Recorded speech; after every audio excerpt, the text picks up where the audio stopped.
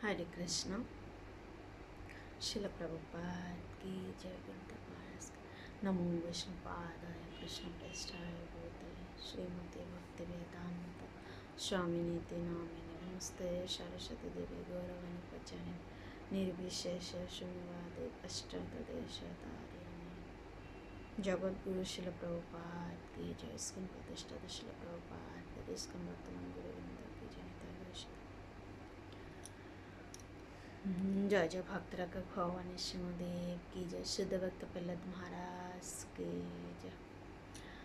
তো ভাবলাম যে আজকে আপনাদের সাথে প্রহ্লাদ মহারাজের যে পূর্বলীলা অর্থাৎ প্রহ্লাদ মহারাজ যে আগের জন্মে কে ছিলেন সেটা একটু শেয়ার করি। হরে কৃষ্ণ। তো নৃসিংহ চতুর্দশী খুবই অত্যন্ত গুরুত্বপূর্ণ একটা তিথি। এই তিথিতে আমাদের প্রত্যেকেরই পালন করা উচিত। কেন কি ভগবান নৃসিংহদেব স্বয়ং ভক্তকে রক্ষা করার জন্য উনি স্তম্ভ থেকে আবির্ভূত হয়েছিলেন এবং সেই শুদ্ধ ভক্ত হচ্ছেন প্রহ্লাদ মহারাজ। প্রহ্লাদ মহারাজের পিতার নাম হচ্ছে হিরণ্যকশিপু আর মাতার নাম হচ্ছে কয়াদু। এবং আমরা প্রত্যেকটা পিতামাতারই আমাদের দায়িত্ব এবং কর্তব্য যে আমরা কিভাবে আমাদের সন্তানকে কৃষ্ণ ভক্তে রূপান্তরিত করতে পারি এবং তাদেরকে কিভাবে আমরা কৃষ্ণ চরণ দিতে পারি। কেন কি এই যে প্রহ্লাদ মহারাজের মাতা কয়েদু উনি আমাদেরকে সে শিক্ষাই দিচ্ছে। কেন কি এই কয়েদু যখন মাতৃগর্ভে অর্থাৎ এই প্রহ্লাদ যখন কয়েদুর গর্ভ অবস্থায় ছিলেন তখন উনি নারদ মুনির আশ্রয়ে ছিলেন এবং উনি প্রতিদিন শ্রীমদ্ ভাগবতম শ্রবণ কীর্তন করতেন। তো যখনই কোনো মা গর্ভবতী থাকেন তখনই প্রত্যেকটা মায়েরই উচিত ভগবানের লীলা বেশি বেশি স্মরণ করা, কীর্তন করা এবং ভক্ত সঙ্গ করা। তাতে করে মানে নিজের সন্তান একজন কৃষ্ণ ভক্তরূপে রূপান্তরিত হবে, যেরকম প্রহ্লাদ হয়েছিল। তো সে প্রহ্লাদ মহারাজ পূর্বজন্মে একজন ব্রাহ্মণের সন্তান ছিলেন।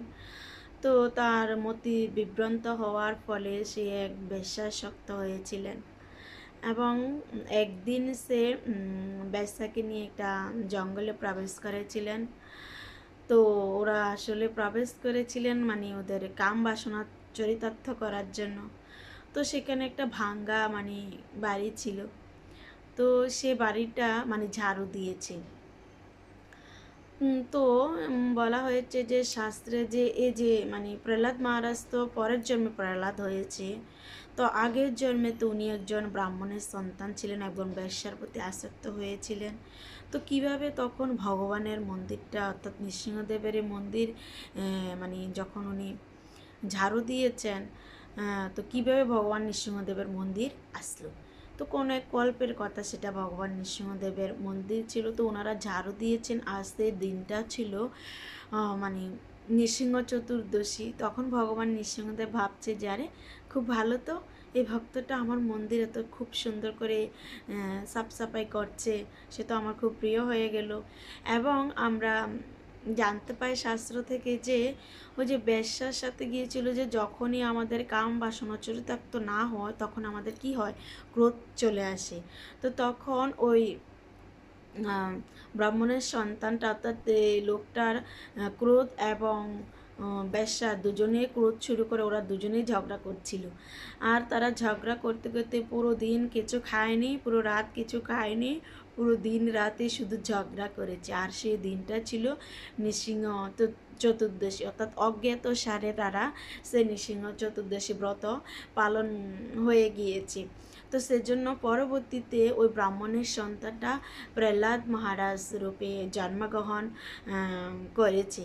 অর্থাৎ কেউ যদি অজ্ঞাত সারে সে ভগবান নৃসিংহদেবের একটিমাত্র নৃসিংহ চতুর্দশী শাস্ত্রে উল্লেখ আছে যে একটিমাত্র যদি কেউ নৃসিংহ চতুর্দশী ব্রত পালন করে তাহলে সহস্র একাদশী ব্রতের ফল লাভ হয়ে থাকে।